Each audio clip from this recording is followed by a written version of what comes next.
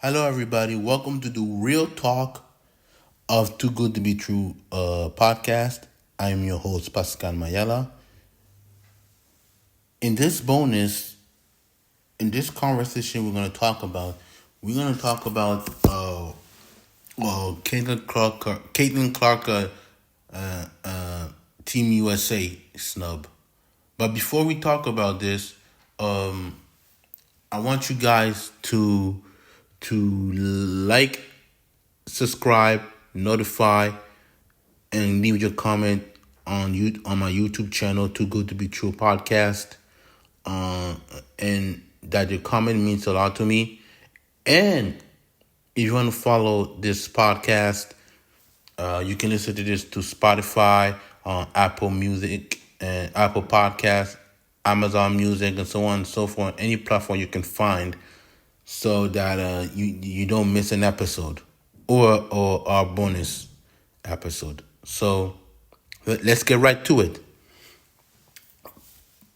So yesterday, the Team USA Olympic roster has been revealed of the 2024 Olympics in Paris.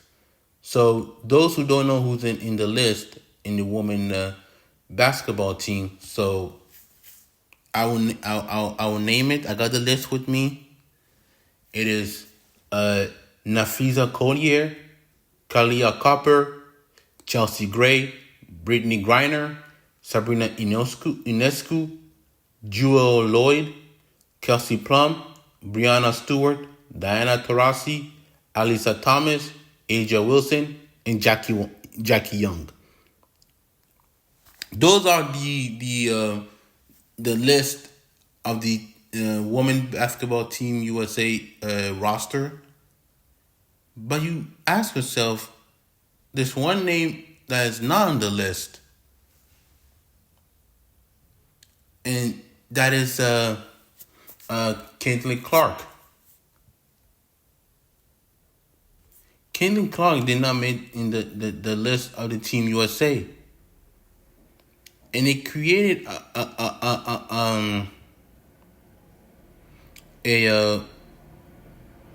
I won't say politics, a debate. I might have a debate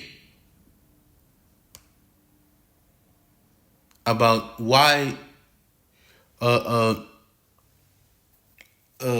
Clark did not make it to the list. So before I will answer, because there will be a lot of people will ask the question, will debate if she should have made it to the Olympic roster. So I want a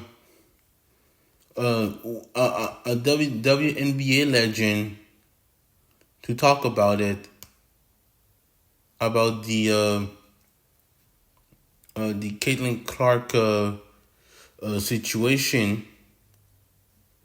So I'm trying to look for it. Oh, I'm not very prepared, but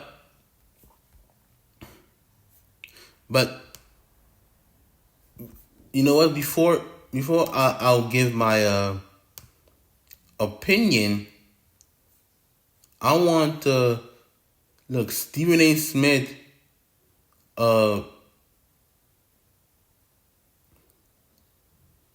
To answer it.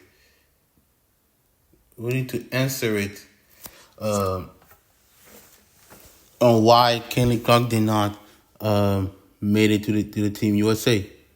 So here's the video. Then after this, I will find the Rebecca Lobo on Caitlin Clark why she did not make the Team USA, even though I'm not American. I'm mixed. I'm Congolese, Canadian, German, French, Angola.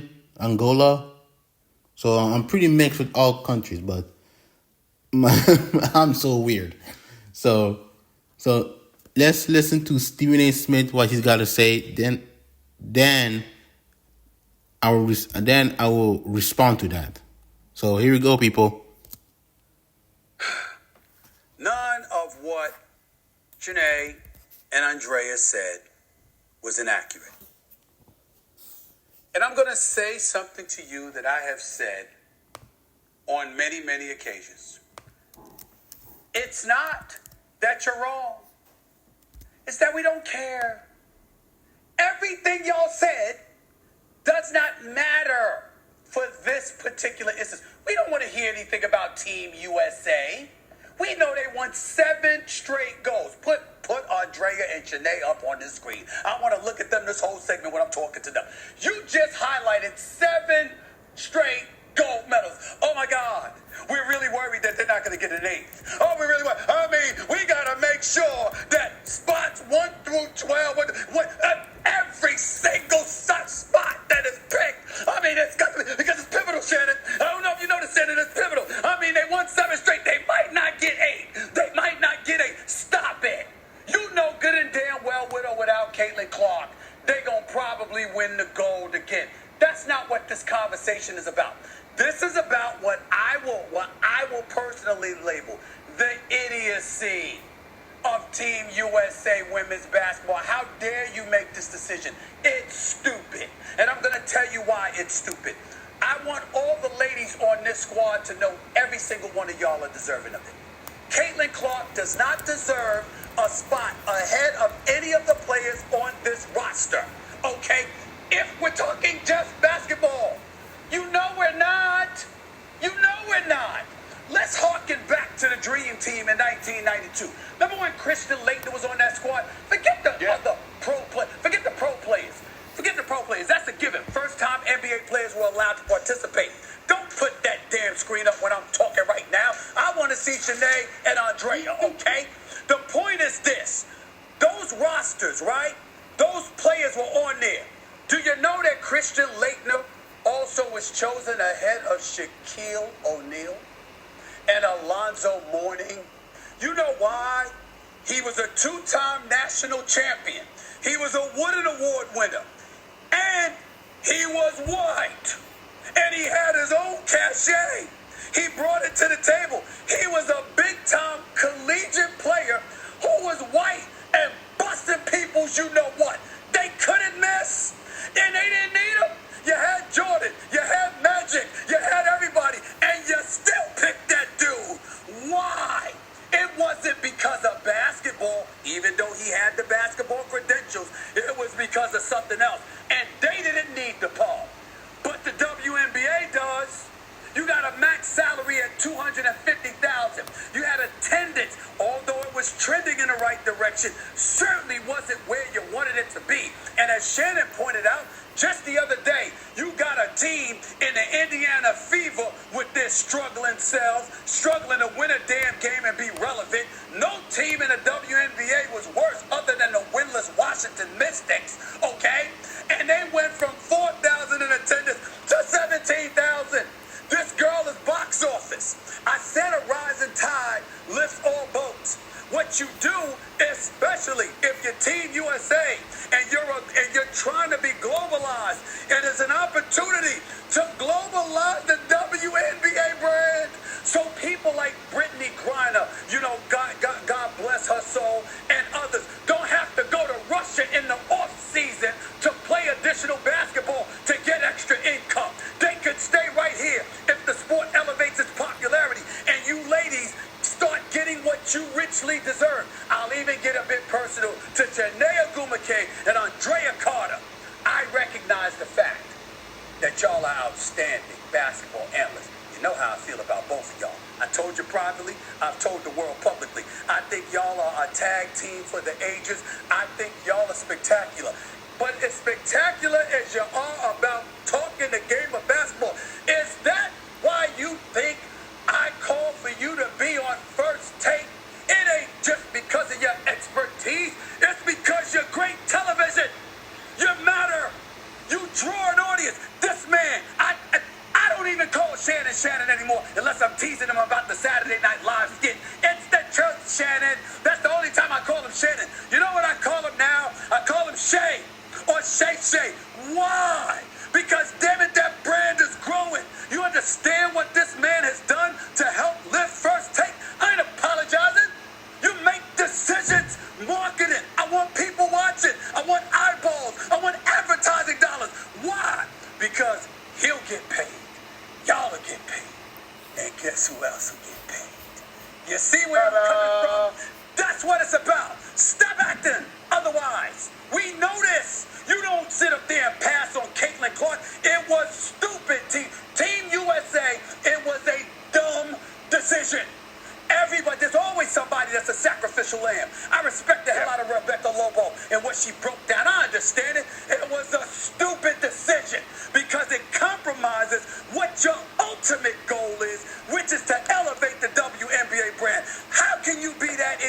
talking about y'all. I'm talking about Team USA.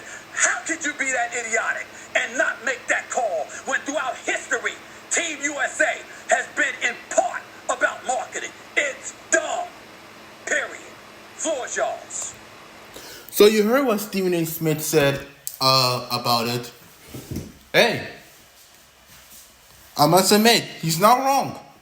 He's not wrong to compare Caitlin Clark to Christian Leitner.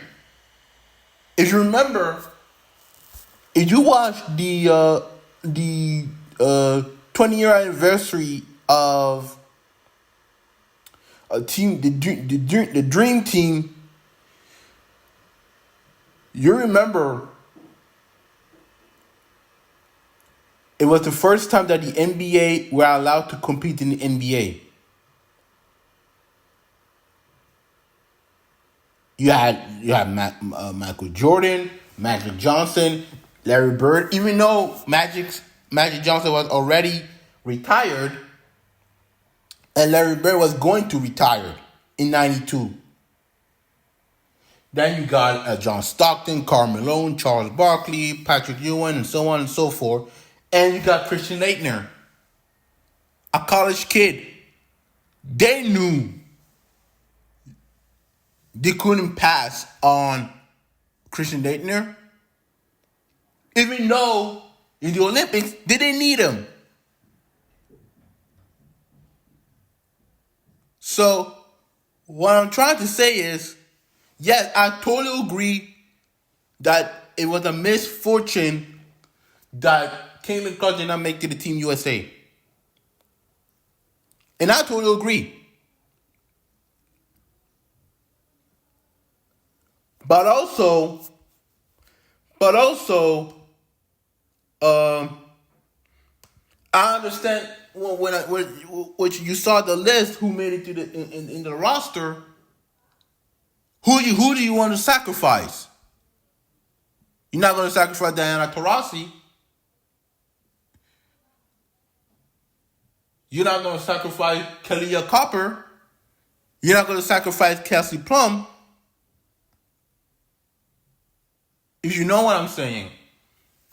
So to me, it's idiocracy. Well, I don't know if it's a word, but idiot or stupid, I might have, to not put Caitlin Clark on the team. Because of the branding of the WNBA. You know, to grow the game of basketball. So to me,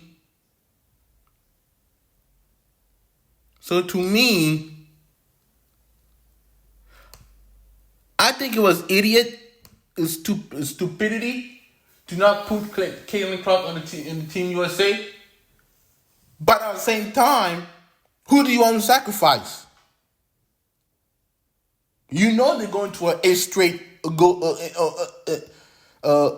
medal in the Olympics. And I'm not saying that the other countries' basketball, I talk about women basketball, doesn't have a shot. I'm saying that they're already a most dominant team. And let's face reality. We are facing reality. Yeah, you can have an upset here. Even though I'm still rooting for Canada.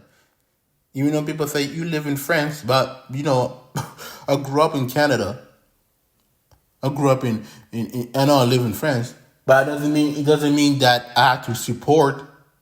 I don't need to support the team, the national team.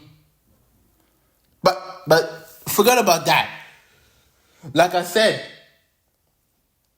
it's a missed opportunity to put Kendrick Clark, but at the same time, I do understand why. So let's hear what Rebecca Lobo got to say about this situation, and she gonna explain very well, better than I do. So let's hear what she got to say on Get Up. The right or wrong decision with Caitlin Clark being left off this team? And I'm going to start by giving you some context, Greeny.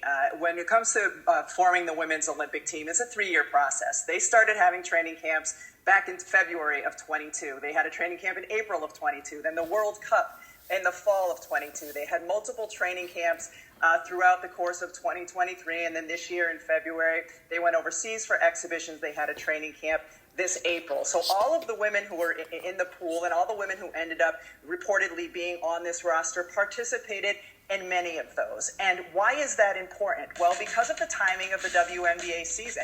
The WNBA takes a break during their summer season for the Olympics. And the Olympic team has 7 practices before they participate in the Olympics. So all of these women that you're seeing on the graphic that are reported to have made the roster have played with one another. All of them have had opportunities now over the course of the last couple of years to learn Cheryl Reeve's system, to learn one another, to learn some of the opponents that they're going to face in the international game. And Christine brought up Diana Taurasi specifically. I spoke to people, to players who were at the training camps who said Diana Taurasi played great. She's a 5-time Olympian. She brings a type of leadership that no one else can. Now, Caitlin Clark, through no fault of her own, was not able to participate in any of those training camps. She would have either last year in April of 23 or in April of 24, except her team was playing in the Final Four. So she did not have that chance. And the other point, Caitlin Clark is an exceptional player. She is going to be a multi-time Olympian as long as she stays healthy. The conversation that no one adds is, who are you taking off of that roster to put Caitlin Clark on? Are you taking off Diana Taurasi? As I mentioned, she performed exceptionally well in those training camps. Are you taking off Sabrina Ionescu or Kelsey Plum, who helped the team win the gold medal at the World Cup? The one player that is interesting that people should keep their eye on in this conversation is Chelsea Gray. When she was healthy a season ago, best point guard in the world. She has not played a WNBA game yet this season because of a lower leg injury. If for some reason she's not able to return, but they expect that she will, or if any other member of the backcourt that has been reportedly named to that roster has any kind of an injury, I would expect that Caitlin Clark would be the backcourt player that could get added to this roster. But you have to look at the context in which the selection committee was creating this basketball team. And when you look at the roster, all you see is, man, this is a really good team. This is a stacked team. This is a team that has a great chance to win a gold medal. And you have to kind of separate it from some of that other outside noise. Understood. And that's exactly what I wanted you to explain to everyone. I'll point out again, Caitlin Clark is 22 and no other player on that team, or no player on that team, is under 26. But as Christine referenced, there is a different element that is involved with Caitlin Clark. Obviously, you kept using the word exceptional. She sometimes is an exception. Sometimes exceptions are made for unique circumstances, like the amount of additional attention that she would just bring. Again, that I think is a fairly obvious fact. Christine was suggesting they should have taken that into account. Do you think they should have taken it into account? Again, my question would be, at the expense of who? At the expense of who? I think all of the players who made the roster have to feel pretty good about the teammates around them and the sacrifices that they've made over the course of the last 3 years and the commitment that they have made to USA Basketball. I understand Christine's argument. Would the ratings for NBC and the Olympics be different this year if Caitlin Clark was on the roster? Well, based on what we've seen in ratings, anytime Caitlin Clark plays over the course of the last year and a half, yes. Would jersey sales be different? Yes, but I think USA Basketball Selection Committee did a pretty good job making a terrific roster and rewarding the players who have made those sacrifices and made the commitments to USAB. And again, Caitlin's 22 years old, as you mentioned. She's going to have plenty of opportunities if she stays healthy to represent the U.S. And would she be an asset to this team? Yes, but so are all the women who have been named to the team. So you heard what Rebecca Lobo said. Hall of Famer.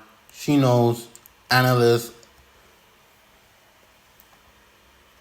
and she's not wrong. And like I said, a couple of minutes ago, who do you take off? You take off Sabrina Ionescu, Kelsey Plum, Diana Taurasi. We don't know with Chelsea Gray. If Chelsea Gray is injured and cannot really compete in the Olympic, there will be an open roster, and maybe Caitlin Clark will get in.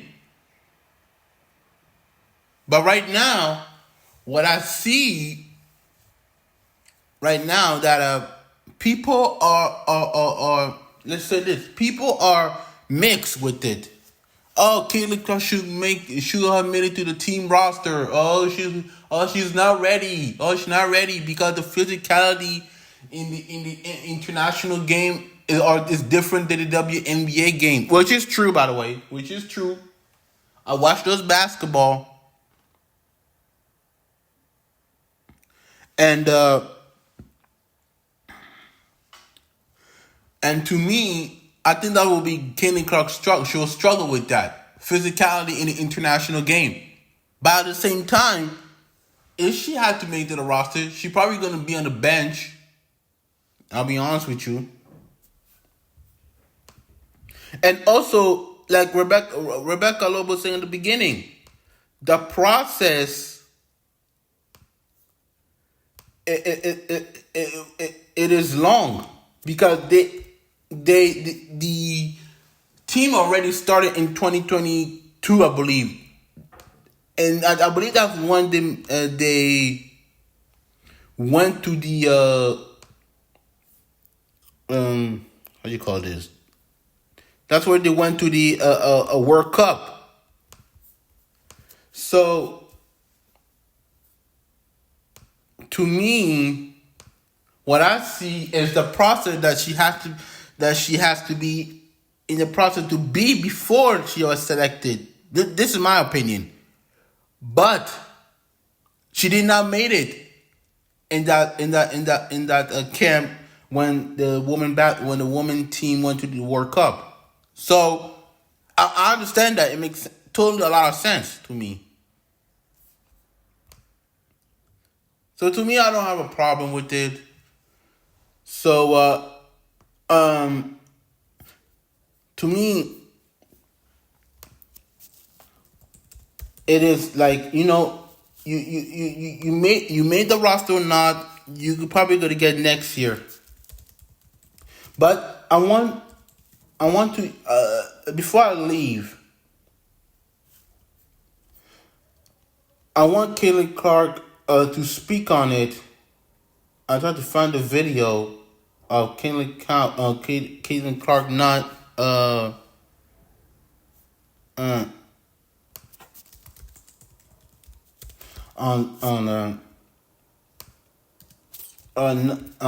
not making to the. If I can find it, it will be great. If I cannot find it, it'll be fine.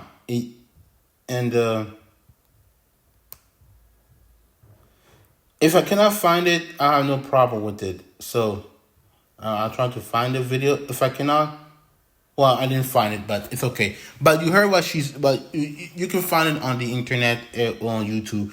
But to me, I'll say this: for all the Caitlin Clark fan, don't worry. Just because she didn't make it, it doesn't mean that she's gonna the team Team USA gonna lose. Possibly not. She's not gonna lose. We don't know what's gonna happen in the Olympics. So to me, it could go both ways. But don't worry, she will probably be here in the World Cup or the next Olympics. So don't worry. She, even though that it was a mistake that not picking her, but at the same time, who you gonna get rid of? So that's my answer. So that's my my thought on Caitlin Clark not making the team USA. So I want you guys asking the question: did Caitlin Clark got snubbed in the Team USA roster or not? That's my question. So thank you very much for listening to this real talk of this podcast, Too Good to Be True podcast. If you want to follow me on social media, follow me on X, formerly Twitter, Belly versus PMM. On Instagram, Pascal underscore Mayala underscore 15. Same thing with Threads. And I will say this. See you next time.